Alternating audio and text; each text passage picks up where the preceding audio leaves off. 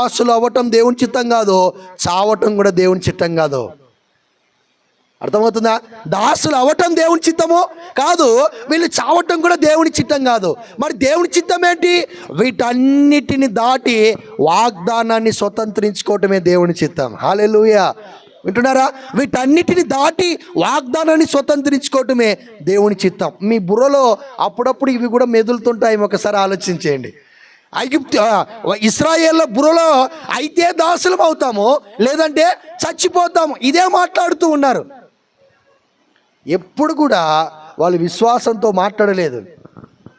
ఫరో వస్తున్నాడు, రాని ఫరోకు ఇంకా బుద్ధి రాలేదు, 10 తెగులను మర్చిపోయాడేమో, మరలా మమ్మల్ని వెంబడిస్తూ ఉన్నాడు. ఈసారి దేవుడు గట్టిగా బుద్ధి చెప్తాడు, ఫరోకు దేవుడు అని అనలేకపోయారు.